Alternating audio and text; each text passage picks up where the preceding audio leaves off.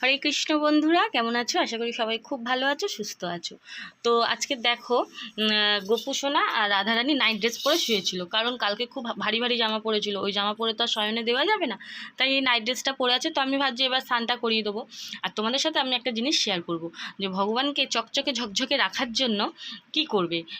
ভগবানকে কিন্তু তেঁতুল বা অন্য কোনো মেডিসিন বা আর কিচ্ছু দেবে না, মানে ওই পিতাম্বরী বলো, আরও যে চকচক করা কাঁসাগুলো, ওইগুলো কিন্তু ভগবানের গায়ে দেবে না।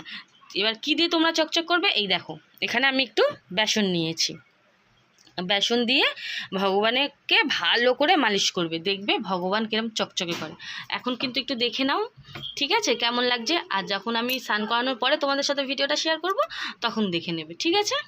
আর এখানে দেখো আমার গিরিরাজ, আর এই যে এই পাথরটা আমরা যখন হরিদ্বার বেড়াতে গেছিলাম, তখন আমরা যে গঙ্গায় স্নান করেছি, ওই গঙ্গা থেকে আমার বাপি পাথরটাকে পেয়েছে। তো পাথরটা এতদিন তুলসী গাছের গোড়াতেই ছিল, তো ভাবলাম থাক, এই পাথরটা আমি আমার মহাদেবের সাথেই রেখে দিই, কারণ হরিদ্বার থেকে আনা পাথর তুলসী গাছের গোড়ায় আর আমি রাখিনি বন্ধুরা।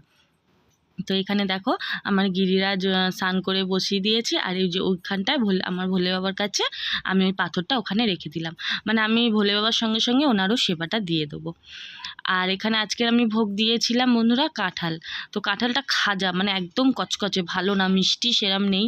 তো এখানে একটা ফলওয়ালা আছে, সে কাঁঠাল টাঠাল ভালো থাকলে দিয়ে যায়, কিন্তু আজকে কাঁঠালটা ভালো ছিল না। তো এই যে দেখো, স্নান করানোর পরে গপু কেমন লাগছে দেখো, একদম ঝকঝক করছে না, মানে ভালো, অসুবিধা নেই। আর যারা সত্যিকারে যাদের সময় হয় না হাতে ভগবানকে ঠিকভাবে স্নান করানো, তারা কিন্তু এরকমভাবে বেসন দিয়ে স্নান করাতে পারো। এতে দেখবে ঠাকুর একদম চকচক করবে, সব ধরনের পেতলের ঠাকুর। আর ভালো করে মুছে নেবে, নাহলে কিন্তু কালো কালো স্পট হয়ে যাবে। আর এখানটায় দেখো সব ভগবানদের সবাইকে দিয়ে দিয়েছি সেবা, সব ভগবানদের তোমাদের দর্শনও করিয়ে দিলাম। তো বন্ধুরা, আমার ভিডিওটা যদি তোমাদের ভালো লাগে অবশ্যই একটা লাইক করো, কমেন্ট করো। আর আমার বন্ধুরা, আমার গোপাল সোনার পাশে থেকো। রাধে রাধে, যাতে আমি আরেকটু এগিয়ে যেতে পারি।